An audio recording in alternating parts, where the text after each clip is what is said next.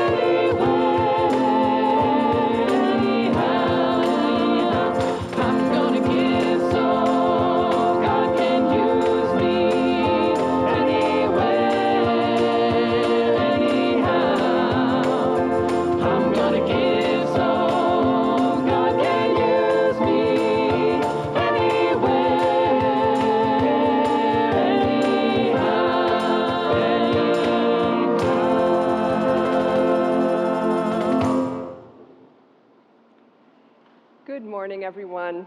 Welcome to worship at First Unitarian Church of Portland, Oregon, where our mission is to nurture the individual spirit and together to build the beloved community. This morning, we especially want to welcome the First Unitarian Universalist congregation of Ann Arbor, Michigan. This is part of a collaboration between our two congregations. Today, First Unitarian of Portland is offering worship, and next Sunday, the Ann Arbor congregation will offer worship for both communities as well. It is our blessing that our two congregations can collaborate in this way. One note about social hour after the service today: because we're in different time zones, each congregation will have its own social hour after the service. Please follow the usual links to the social hours. And once again, welcome. Reverend Bill will light our chalice here in the sanctuary, and if you have a chalice or candle at home, we invite you to light it now as well. We are Unitarian Universalists. We light this chalice in faith, in hope, and in love.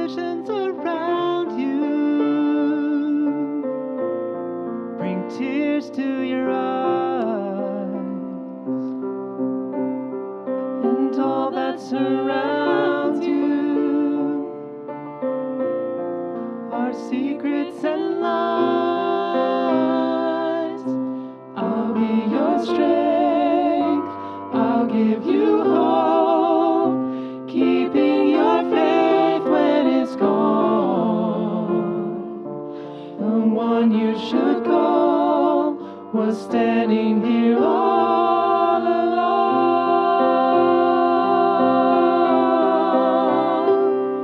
and I will take you in my arms and hold you right where you belong, till that day my life is through. This I promise you. This I promise you. I've loved you forever, in lifetimes before, and I promise you never will you hurt anymore. I give you my word, I give you my heart, I give you my heart,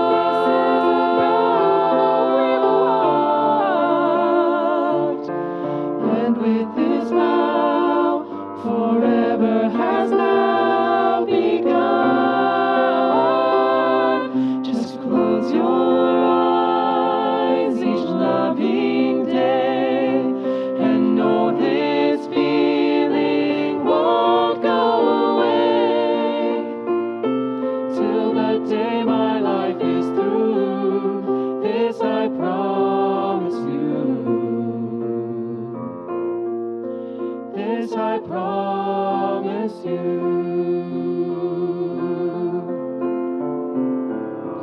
Over and over I fall. Over and over I fall. When I hear you call. Without you in my life, maybe I just wouldn't be living at all. And I will take you in my arms and hold you right where you belong, till the day my life is through. This I promise you. Just close your eyes each loving day, and know this feeling won't go away. Every word I say is true. This I promise you.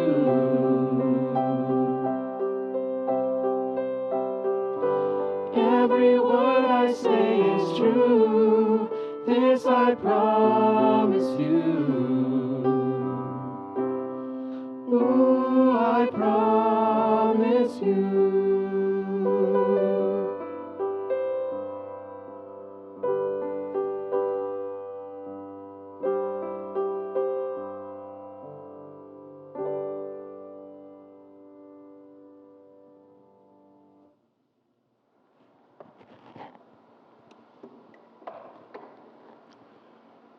Words of Maya Angelou.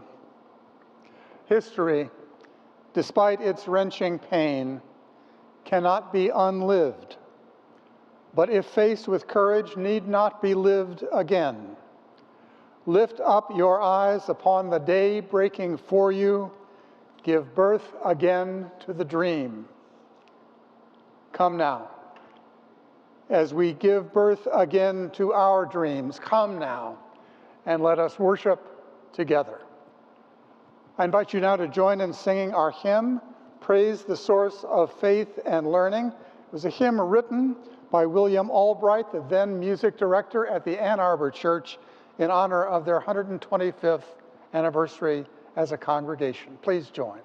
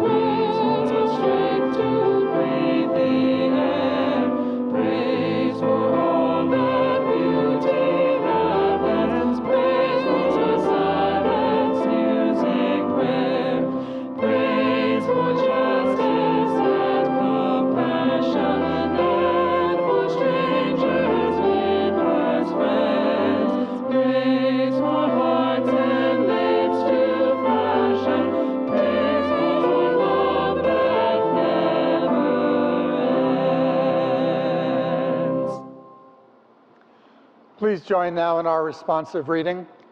It's entitled, "This is Where We Are," by Martin Luther King, Jr. This is where we are. Where do we go from here? First, we must massively assert our dignity and worth. We must stand up amidst a system that still oppresses and develop an unassailable and majestic sense of values. What is needed is a realization that power without love is reckless and abusive, and that love without power is sentimental and anemic. Power at its best is love implementing the demands of justice. And justice at its best is power correcting everything that stands against love. And this is what we must see as we move on. Please join now in singing our doxology, Spirit of Life.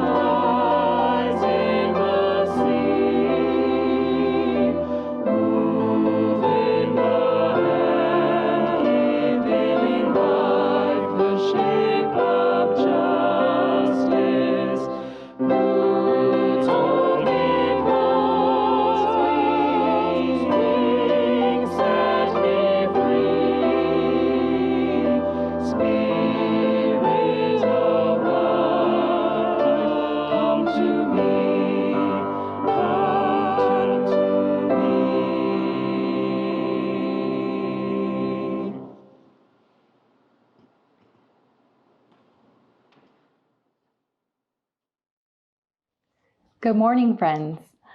Our story this morning is called Many Shapes of Clay, and it's written and illustrated by Kanesha Sneed. This is Isha. You say it like Isha. And this is her cat, who loves to take long naps. This is Isha's mom. She works in a small studio inside the basement of their apartment where she makes shapes from clay. Tall shapes, small shapes, even bumpy, colorful shapes. Isha asks her mama why she doesn't play with the shapes. Why do you leave them on the shelves? It takes so much time and patience to make each shape, her mama explains. They are too fragile to play with. Mama slices off a chunk of clay like butter, then rolls it into a ball like dough and hands it to Isha. Isha stretches and smooths and rolls the cool clay in her hands. She doesn't know what she'll make today. Maybe I'll make a two-headed lizard with polka dots, she thinks to herself.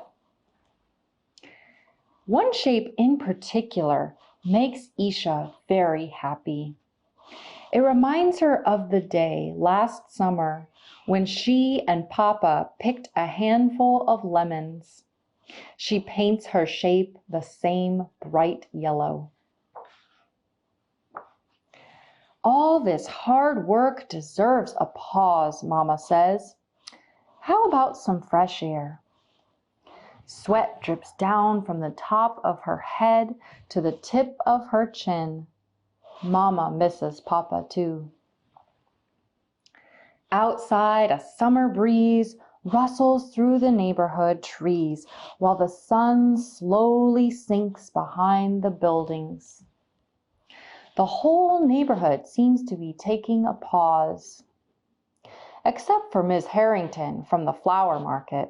She rides past with a backpack full of lavender. She waves at Isha as a sprig of lavender falls out of her backpack and floats down to the sidewalk. Isha wonders if Miss Harrington will notice the missing sprig when she gets home. And if she does, will she feel sad about it? As Isha sits on the stoop, she imagines so many things she could do with her shape. Maybe we'll go to the beach someday, Isha says to herself. The sound of the ocean hugging the shore as water cooled her toes would feel so good. The rumble of a skateboard interrupts Isha's daydream. She looks down at her shape. It's less yellow now, like the color of a lemon that's lost its taste, and not as soft. But that's okay, because now it makes music when Isha taps it with her fingers. Tap, tap, tap. Isha taps her clay. Tap, tap, tap. Crack. Isha's shape has broken into many shapes on the ground. Each piece reflects the sadness that she feels. Isha tries to think of ways to put the pieces back together. Tape wouldn't last very long, and glue always sticks to the wrong things. What Isha feels is hard to describe, like something that is too heavy to lift, like something that might last forever. The sunlight is fading, and the breeze has stopped blowing through the trees. Isha's eyes fill with tears as she looks down at all the broken pieces.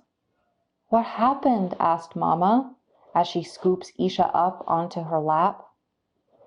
I gave my shape so much time and patience, but now it's in pieces, Isha says. It's okay to feel sad about those broken pieces, Mama says. There are times, many times, when we lose the things we love. Mama somehow knows what Isha is feeling. I never knew she could feel the same feelings, Isha thinks, and hugs her Mama close. Together they pick up the broken pieces and walk past the shapes on Mama's shelves, stepping over the last step where the cat purrs sound asleep. You can't always fix what's broken, but you can always try, Mama says as she pulls out a small box from under her bed. Inside are spindles of twine in different sizes, colors, and textures. Slowly, with patience and care, Mama and Isha connect all the broken pieces together by looping twine around each one, until there is only one piece left. Maybe I can make it into something new tomorrow, Isha thinks out loud. What a wonderful idea, Mama says, gazing at Isha with a warm smile. Now, let's wash up and see what we can come up with for dinner.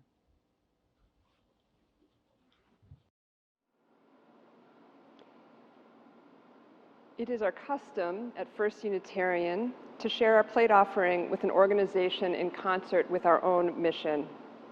Each week in August, we will share our plate with a different UU organization dedicated to building beloved community and nurturing the spirit. This week, we share our plate with Trust, transgender religious professional UUs together. Trust is an organization of trans Unitarian Universalists who are living out a call to ministry within Unitarian Universalism. Trust's mission is to advocate for the gifts, safety, liberation, and leadership of trans religious professionals in UU ministries and institutions. To share your offering, you can scan the QR code that will appear on the screen in a moment. You can also use the Donate Now button on Boxcast. Thank you for your generosity.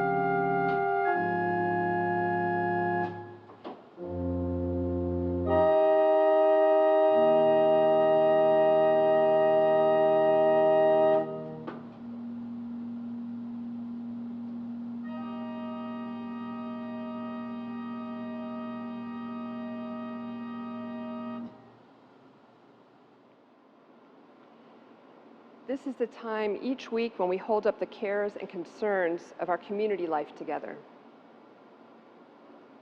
We hold member Jennifer Johnston. Her husband of 30 years, Jeff Steer, died on July 19 at the age of 68, not long after entering hospice care. Jennifer joined our church just last year. She and Jeff had recently relocated to Birkenfeld, Oregon, so she has had a lot of change in recent months. We offer her our condolences. Member Sarah Vandehay is mourning the death of her cousin, Eric Weber. Eric was struck by a car in a hit-and-run accident while bicycling near the Aurora airport. She appreciates prayers and warm thoughts for her family. Will you pray with me?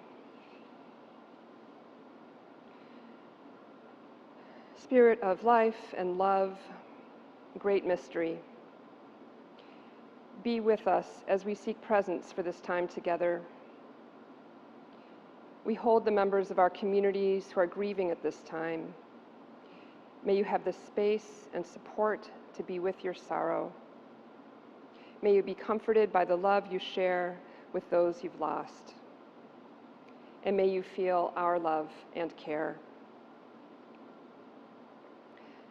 The Spirit of love, we are grateful for this opportunity to reach across time and distance to join in communion, to share our hearts and yearnings for wholeness. We gather today on the ancestral homelands of Kalapuya, Chinookan, and other Pacific Northwest peoples and on the homelands of the Odawa, Ojibwe, Potawatomi, and other peoples of the Great Lakes. We give thanks for the stewards of these lands and waters, and to the miraculous web of life that sustains us all. But Spirit, we also gather knowing that no matter where we are on this beautiful planet, we feel the impacts of a climate crisis still fueled by centuries of occupation, extraction, and denial. Whether it be heat waves and fires, or deluges of rain and flooding, we know it is people who have been made to be most vulnerable who experience the devastation most acutely. As these crises of climate and gashes in our web of life grow more intense, may we find strength in our communities and in common resolve. May our heartache break us open to the depth of our courage and our love. May we each be moved to offer our own gifts for our mutual care. And Spirit, may that movement of love within and among us lift us to share in laughter and tears, in creativity, music, and joy, as together we seek meaning, wholeness, and community. May this be so. Amen. Let's be together now for a time of stillness and prayer.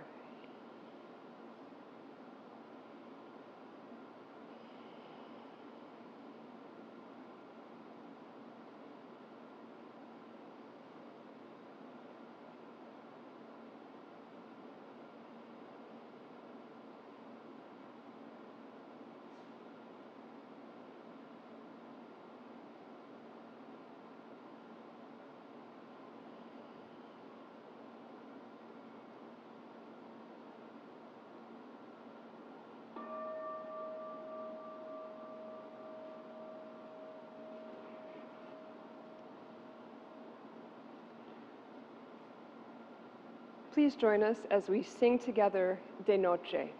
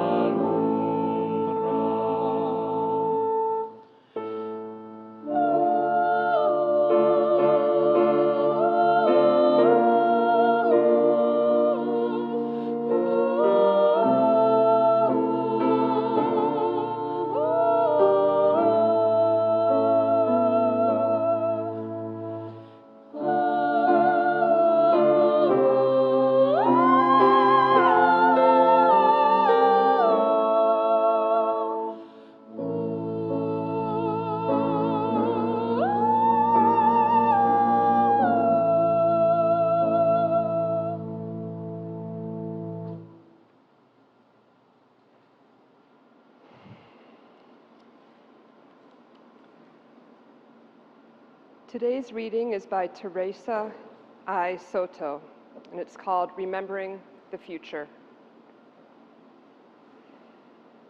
Can we develop the skill of remembering the future? Can we commit to build the community that will extend into a time that we only know by memory because it will outlast us? Memorize the compass points of the day yet to come, the truth, the love, the fire, the endless yes of the horizon. Shake the scales from your imagination, reach, stretch, rise. There is no more time for pretending that everything can be all right without your care, without your attention. You can mourn, grief being more real at times than the promise of the sunrise, more real than the peace of the moon that by inconstant silver turns disappears. And yet, while we may mourn changes, losses, deceptions, and betrayals, beneath the ash, we find the ember. We weep, and then, as we have learned from labor movements, we organize. Remember the day toward which we gather, the tomorrow toward which we advance. It is with your actions today that you engage that muscle memory, that sense of smell, the ragged velvet feel of a day that you have never lived. It is also your day. Remember it well.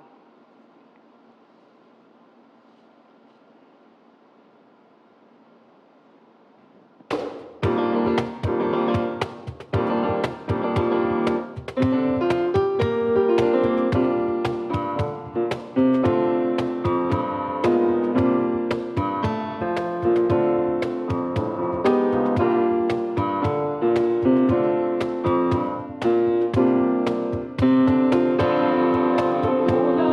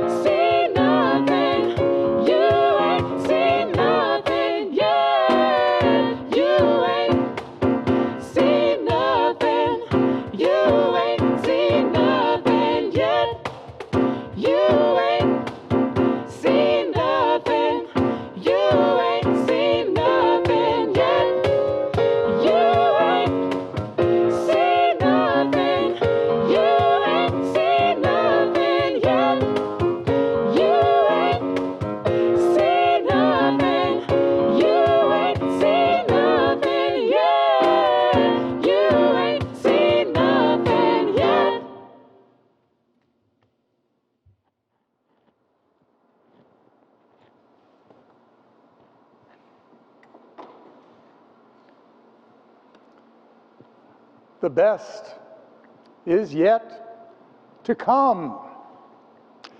I love the positive energy of that music. Such confidence, such faith. Today is the first day of the best days of your life. You know, much of this summer has had the feel of a return to better days. The in-person service at Pioneer Square here in Portland felt so good. The CDC and the state eased restrictions. Many of us have been getting together with family and small groups of friends. Long-delayed travel for some of us.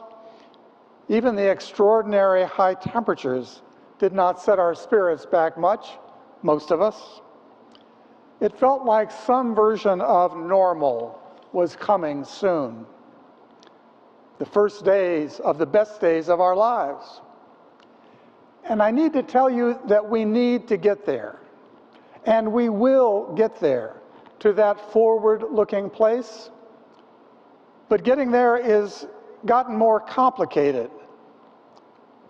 We were so ready to put COVID behind us, despite all of the losses and all of the suffering, ready to give thanks that we had made it through. Of course, the news was never all good. There were the unvaccinated folks, especially the vaccine resistors and the pandemic deniers, the folks who insisted that masking should be a personal choice rather than a collective responsibility. But it seemed like we had stumbled through, that enough of us were vaccinated, that enough of us had taken enough care. And then the infections started to increase again, not just in Missouri and Texas and Florida, but here in Oregon and Washington and California. And the news about the Delta variant kept getting more and more troubling, much more transmissible, we're told, with even vaccinated folks able to carry high levels of the virus within us and pass it along. This week has seen the CDC change its tune, seen mask mandates beginning to be reimposed, seen more and more organizations with vaccination requirements and more bonuses, they're called, but they're actually bribes to get the unvaccinated to get the jab. We're going to get to that forward-looking place. We will. And it will be our dreams and our commitment to a hopeful vision that will get us there. We need to remember that. But it's not going to be quite as direct or easy a path to hopefulness as we thought it might be, as we allowed ourselves to believe it would be. It's going to be more complicated, but we will get there. Some folks are still talking about this current surge as a pandemic of the unvaccinated. And I understand the impulse to focus on vaccination status. But I have to tell you, the Universalist in me gets nervous when I hear language that sounds like another version of that old story of some of us saved and some of us damned. And I just don't believe that the vaccination divide is what our spiritual focus should be this morning. I'm not sure that that is our best work. In truth, I am finding a different message in the persistence of this virus, a message that doesn't lead us back to us versus them. The message that I am taking away is that we are all in this together, like it or not, that there is only one destiny on this small blue planet, and that we had better find a way to claim a hopeful and collective future and begin living into a religious imagination that points towards a world in which we all belong and in which we are all welcomed as blessings. A world not of zero-sum games, not of winners and losers. This is a world in which the beloved community is at least a possible future. We have tried just about every way imaginable to keep us divided. What we haven't been willing to try, really try, is bringing us together into a community worthy of being called beloved. Oh, we need this to be the first day of the best days of our lives, but we have some spiritual work to do to make that so. So, where do we start? Don't we have to begin with the brokenness? We focus so much on brokenness, we focus on it a great deal. And I'm inclined to trace that back to the Unitarian side of our religious DNA, that impulse to see our shortcomings first. It's actually the flip side of the belief in our own agency, our ability to change the world and to change our lives. It goes like this: we need human agency, the power to change. We need human agency because our shortcomings are real personally, despite the image that we may present to the world. And we need human agency because the brokenness in the world presses down on so many of us. The Unitarian side of our tradition, speaking through its privilege, is called to fix things, called to repair that brokenness. Our justice commitments flow directly out of that truth. We do indeed need this to be the first day of the best days of our lives. The Universalist in us speaks more directly to community and broad connection and accountability. I found such wisdom in the story of Isha and her mama that Cassandra shared. First, her attachment to the clay shape that she made and the grief she felt when that shape broke into many pieces. We all know grief and loss. And I was so relieved that the story did not leave Isha's mama trying to paper over that feeling of loss or deny that yearning for wholeness that young Isha experienced. We need to be just as present to that yearning for repair as we are to the grief itself. As De Noche, this hymn we sang, says, we're all in search of that living water. It is our thirst that leads us on. Our yearning moves and motivates us. But then in the story, Isha's mama had the wisdom to bring out the box of twine and string, the tools of connection, so that Isha could string the broken pieces together and discover a new path to connection, discover a new sense of hope and wholeness. We too know the brokenness in the world, the racism, the inequality, the privilege made possible by oppression, the great wealth of the few made possible by keeping us divided and impoverishing so many, the devastation to our planet home.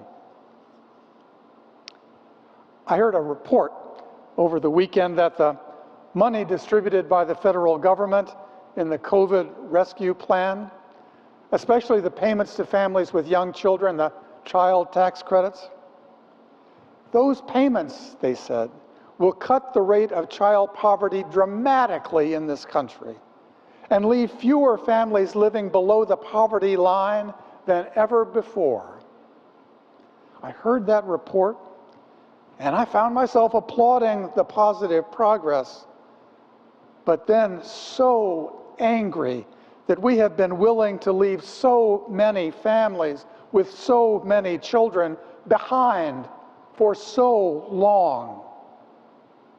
Oh, we know the brokenness in this nation. And we feel that yearning for repair, for reconciliation in our personal lives as well. Facing such brokenness and feeling such yearning deep in our religious DNA, we feel the urge to make it better. We know that we have to find a way to live in greater wholeness, closer to the promptings of the Spirit, however we might name that Spirit. But where do we start?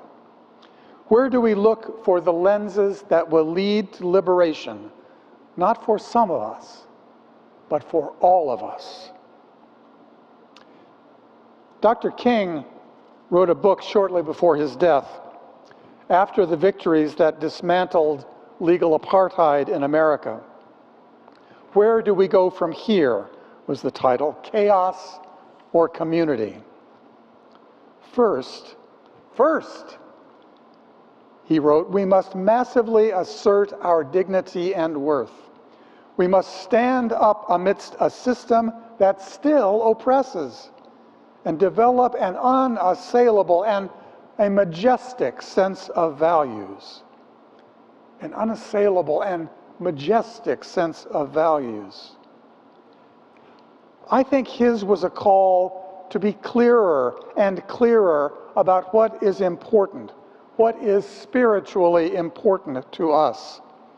It was a call to remember what we care enough about to risk our lives for, and why.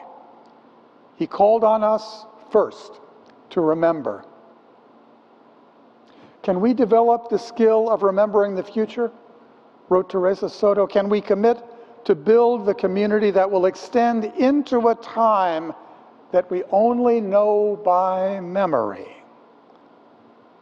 Dr. King called us first to memory, even before he talked about love, and even before he talked about power.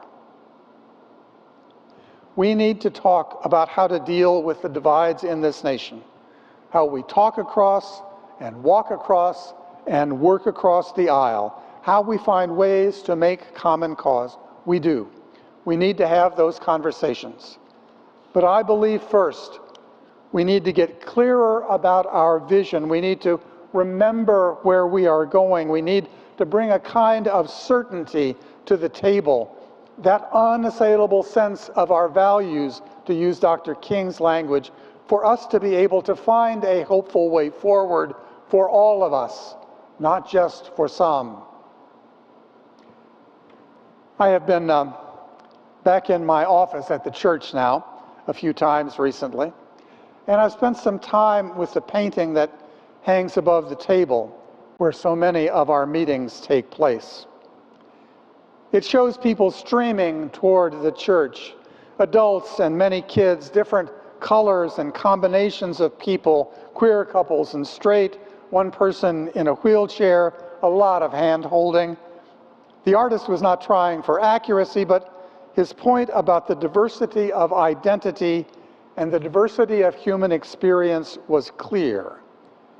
It is a reminder that even if our church reflects the variety of diversities of human experience imperfectly, and it most certainly does, our vision of beloved community calls us to include more and more of us each time we imagine what those words mean. The beloved community is for the sum of us, not just for some of us. The Sum of Us is the title of Heather McGee's new book, and I recommend it. She offers a powerful critique of the zero-sum games we have insisted on playing for far too long, games that have kept us apart, made us poorer in wealth, and stunted our collective spirit. Zero-sum games.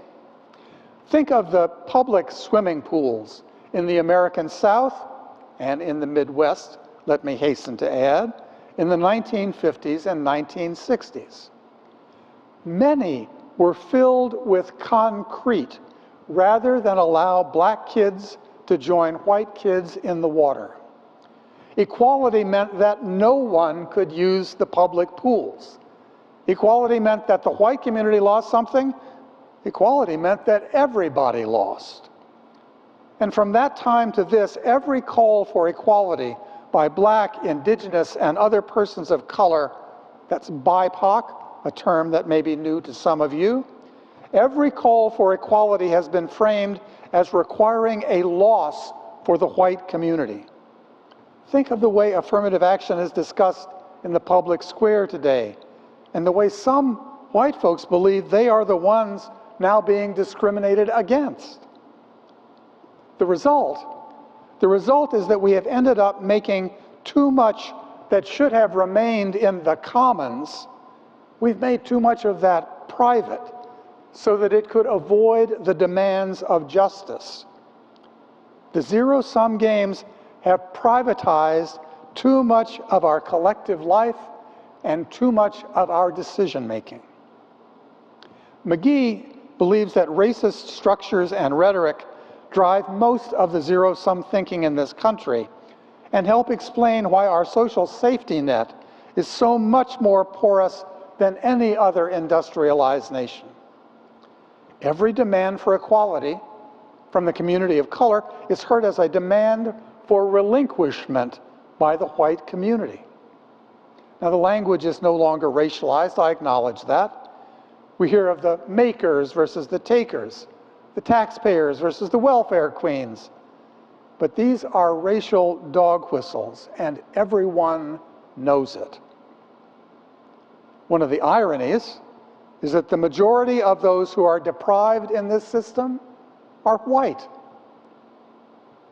McGee argues that we need to begin focusing not on relinquishment, but on what she calls solidarity dividends, focusing not on the cost to the community of color of the structures of privilege as they exist, but on the possibilities that open when we let go of race-based mean-spiritedness and fear.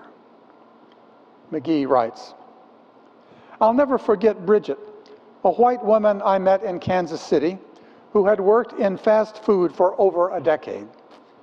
When a coworker at Wendy's first approached her about joining a local Fight for 15 group pushing for a livable minimum wage, she was skeptical. I didn't think that things in my life would ever change, she said. They weren't going to give $15 an hour to a fast food worker. But Bridget attended that first meeting anyway, and when a Latina woman rose and described her life, 3 children in a 2-bedroom apartment with bad plumbing, the feeling of being trapped in a life where she didn't have any opportunity to do anything better, Bridget, also a mother of 3, said she was struck by how I was really able to see myself in her. I had been fed this whole line of, these immigrant workers are coming over here and stealing your jobs. Bridget admitted, you know, it's us against them. But in order for all of us to come up, it's not a matter of me coming up and them staying down, she said. It's the matter of, in order for me to come up, they have to come up too, because honestly, as long as we're divided, we're conquered. We need to be in a conversation about how we can be together, about the possibility of being together, honoring our differences rather than fearing them, and recognizing our shared experiences as well. The point I want to leave you with is that there are resources available, new lenses that offer greater clarity, and new leadership from thinkers and activists of color. There is more support now for remembering our vision, remembering that liberation will benefit us all, remembering our vision that we can all get free. Where do we start? We're already started. We're in process.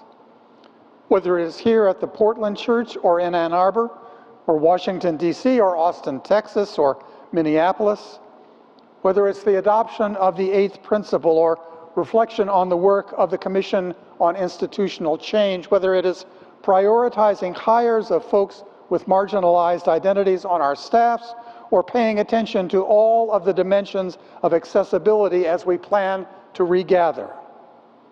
We're already started. A much better question, and a much more important question for me, is whether we will stay the course. Through whatever the pandemic will require of us moving forward, through whatever changes we will encounter as we regather, the real question is whether we will be faithful. Faithful to our memory and faithful to our dreams. The brokenness is very real. The question, though, is how we will respond to it. Beneath the ash, we find the ember, wrote Teresa Soto. Remember the day toward which we gather, the tomorrow toward which we advance. It is with your actions today that you engage that muscle memory, that sense of smell, the ragged feel of a day that you have never lived, that day that is also your day. Remember it well. Amen. And may that be so. Will you pray with me now?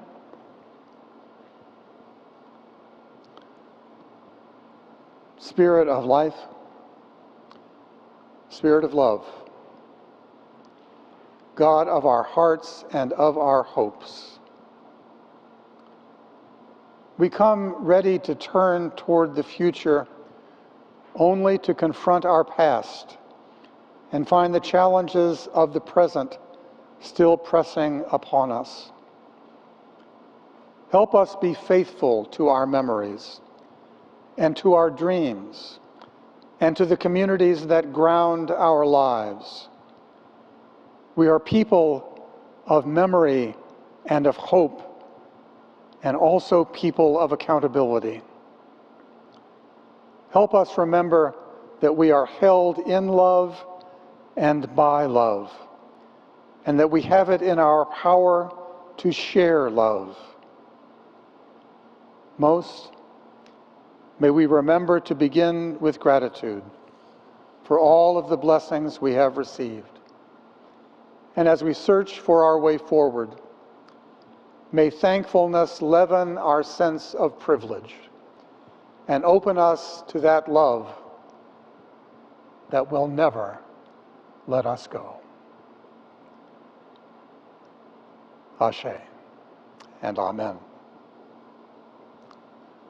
Will you join now in our final hymn, Great is Thy Faithfulness.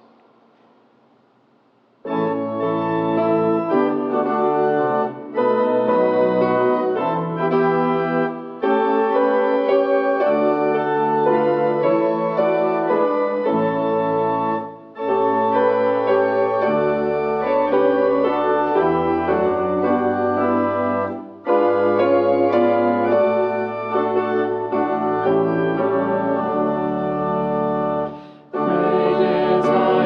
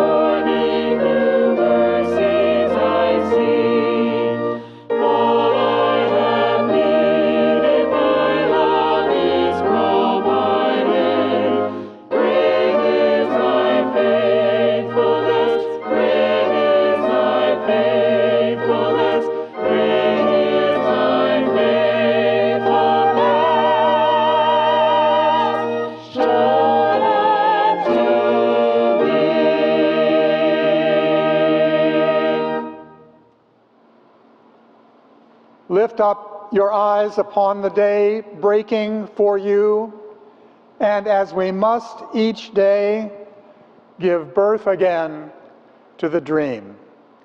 This is the day we have been given. Let us rejoice in it and be glad. Go in peace, practice love. Amen.